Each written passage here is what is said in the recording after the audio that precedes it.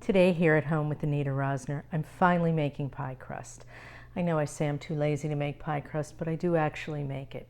It's not as easy as going to the store and buying it, but it does taste much, much better.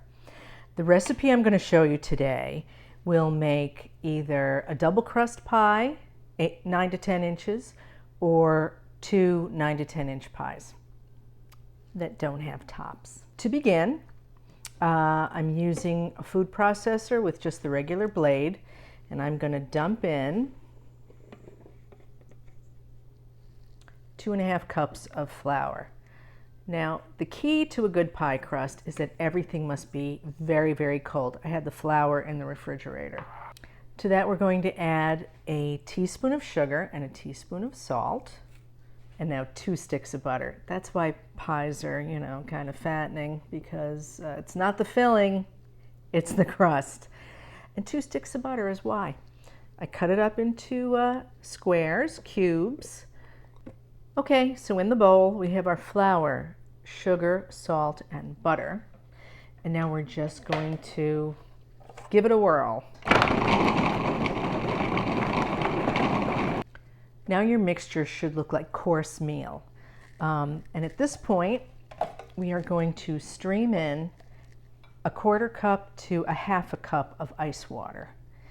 And that depends on the weather. If it's a humid day, you use 1/4 cup. If it's a dry day, you're going to need more. So we're just going to put the machine on and stream it in until the dough holds together.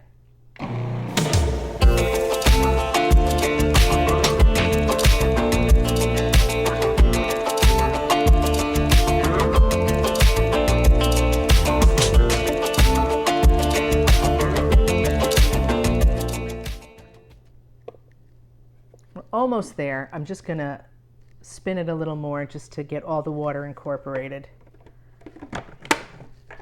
Because don't forget, you're mixing oil and water, the butter and the water. Yeah, there's your dough. Now, if your dough comes out too crumbly, just keep processing it with 1 teaspoon of ice water at a time until it holds together. Now, before I turn it out, I just want to show you something cool. Back in the 90s, I was a product tester for a cooking magazine, which is no longer in publication. And one of the things they sent to me was this really cool pastry board. Check that out. So it makes it really easy to gauge the size of the crust that you're making, which I think is kind of cool. So I'm going to put my Silpat sheet down, and then I can see the markings right through it. So let's turn it out. All right, and we're just going to work it a tiny bit. Not a lot, because we're not rolling it out at this point. We are just shaping it. We're going to cut it in half because, like I said, it's for 2 crusts.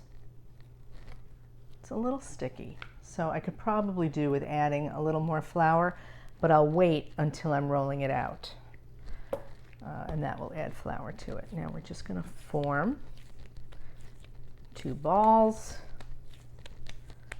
and then flatten them out into discs. I've created the 2 discs and wrapped them in plastic wrap, and now these are going to go back in the refrigerator until I'm ready to use them, at least an hour, because remember I said the key to a good crust is that it's got to be really cold. Now, what are you going to do with those crusts? Well, if you tune in on my next video, I'm going to be making the last cherry pie of the season. I know. Can you believe summer's over already? Anyway, if you don't want to miss that, please remember to subscribe. And if you look at my last video, we have a challenge that's going on, and there's a prize involved, so you might want to check that out too. Until the cherry pie, I'll see you later.